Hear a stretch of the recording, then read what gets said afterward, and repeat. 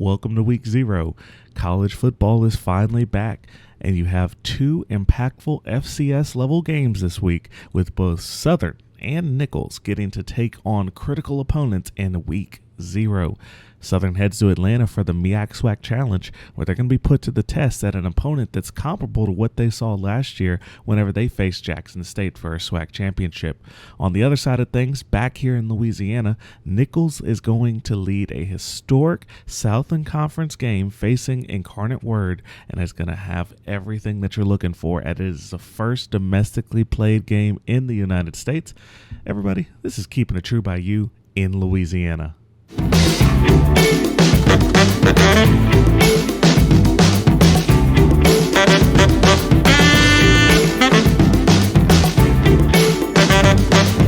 And welcome back, everybody.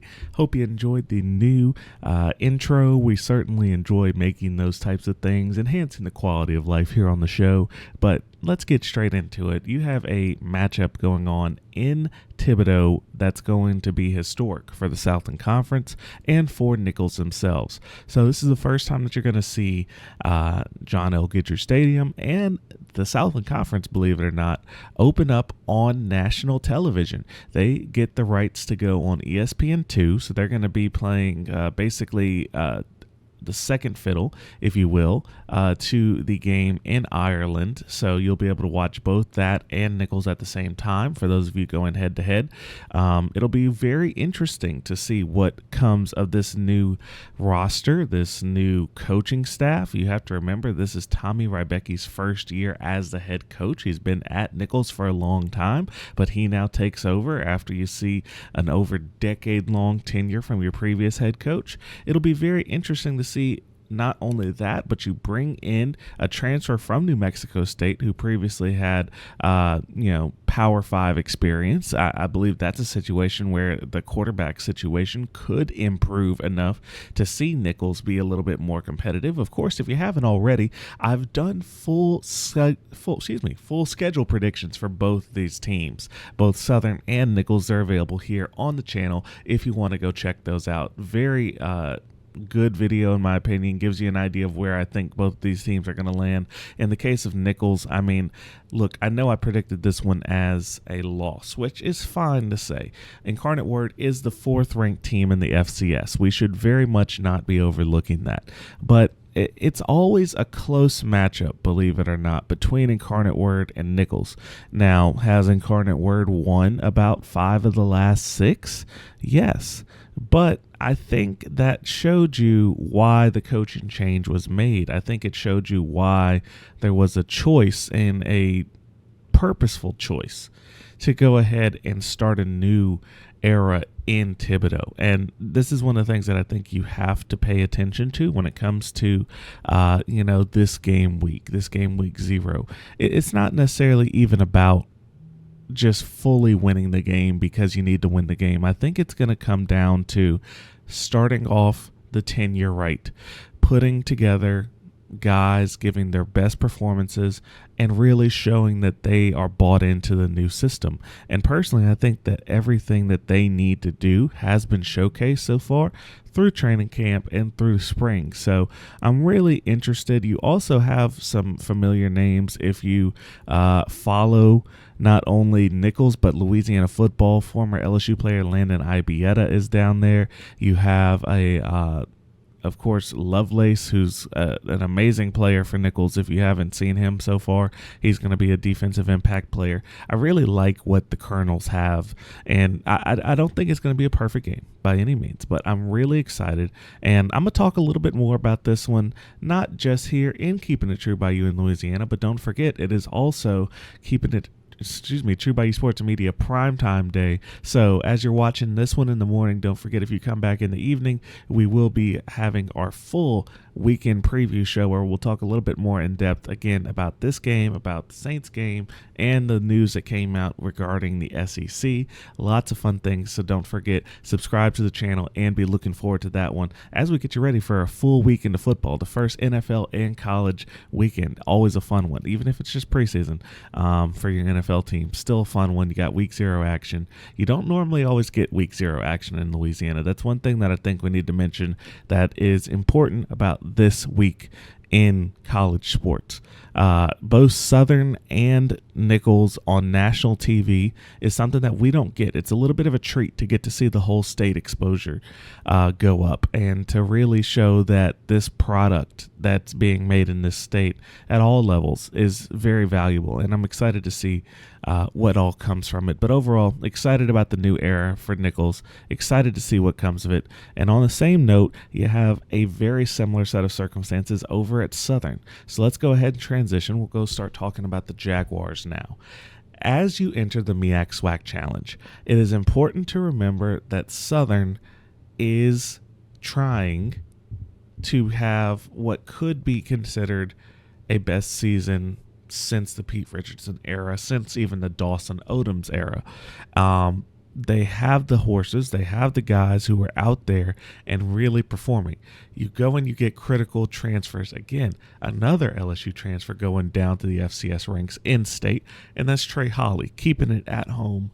And obviously Trey Holly had some issues when it came to why he's now at Southern, but I think this is a talent, and some of you have asked this, and shout out to, reaching out. I always appreciate whenever people reach out, try and get some information and, keep the community lively. You talked about, what could Trey Holly actually be?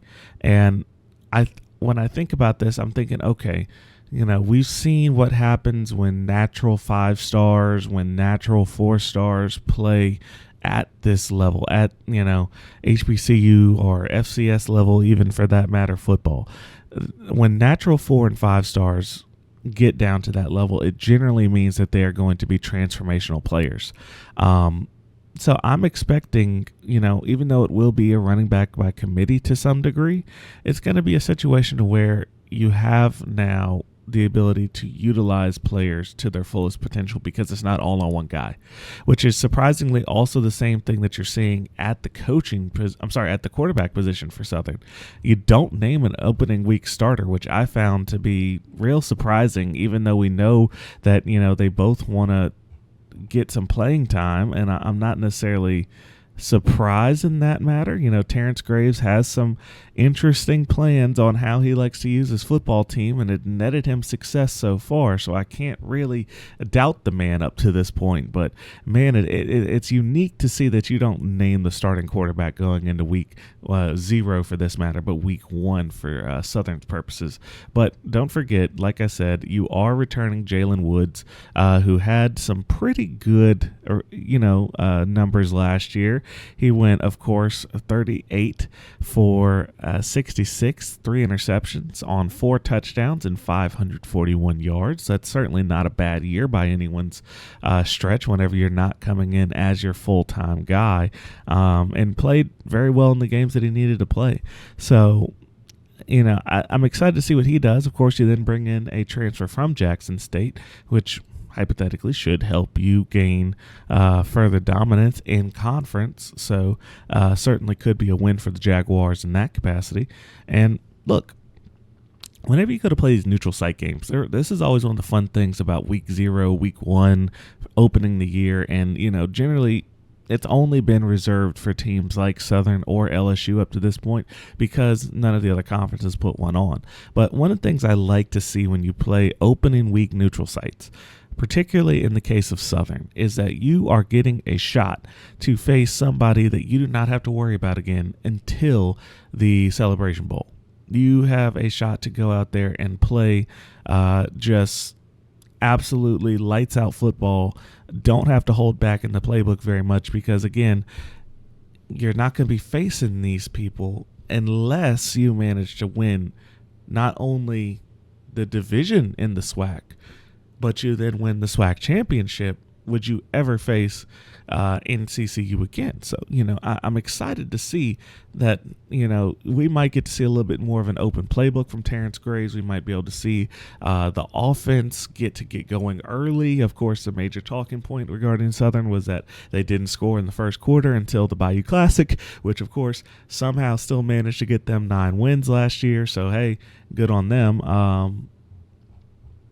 And I predicted them to go 10-2 in the regular season. Seeing what the SWAC did with the schedule, where it's basically all SWAC opponents. You do have a couple games there against Fresno that's going to be out of conference. Otherwise, it's all real SWAC teams. So I mean, you are going to have to play at your level the entire season, and of course play up to it when you go and play Fresno in California. But hey, I'm excited to see what they put together. I am, truly am.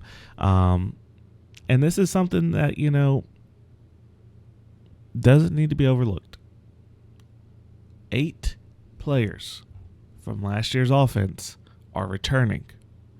You are returning 2 running backs. You're returning 3 out of 5 offensive line members. You're returning a very, very qualified tight end in Dupree Fuller, Jalen Woods at the again quarterback position. We already talked about him, and Darren Morris as your wide receiver. Man, I really feel confident about how Southern's going to be able to approach this one. I feel like it's going to be an opportunity for them to go in there and play very strong football. And again, on ABC. Why did we take so long to talk about this? This game is on ABC, national television, over the air for the entire country to see. You're going to be truly the premier game, in my opinion, at that time slot. Just looking it up here, to give you all the context of what we're really talking about. You're going up against, in that 6:30 time slot, you got a fun matchup in Hawaii and Stanford, which I'm sure some people will get a kick out of. But when you think about it in actuality, are you going to watch that, or are you going to watch 2 premier teams that are pitted at a level which is much more cognitive and much more compatible with the style of play? It feels like, and shout out to the media rights partners and what they decide to put together, that both of these matchups are designed to be the best viewable product, which I'm excited about. I hope you all are excited about. Again, North Carolina Central against Southern, MEAC SWAC Challenge in Atlanta, Georgia, playing in the former Turner Field, for those of you who might find the stadium to look a little bit familiar. But then Georgia State moved in, and now it's like a little bit of a Frankenstein's monster of football stadiums, but still fun. Don't give it too much hate. Gonna be a great matchup. Again, national audience for both of these teams. Excited to see what comes of it for the both of them, and we'll be keeping you up to date. And of course, I'll give you a little bit more about both these games, like I said, in True Bayou Sports Media Primetime, coming out tonight if you're watching on Friday, or if you're watching before the game on Saturday, go ahead, you can transfer right into that. Just remember to search True Bayou Sports Media, and you'll find all of our content. So without further ado, thanks everybody. Hope you enjoyed the new intro today, a little bit of a new format. Of course, we're always trying to keep things fresh for you here on True Bayou Sports Media. Have a good one. This has been a True Bayou Media production. This show is for entertainment purposes only and does not render legal or financial advice. Remember to bet responsibly. Distribution of this podcast is prohibited without the express written consent of True Bayou Media or its subsidiaries. Thanks for being true by us. We can't wait until next time we keep it true by you.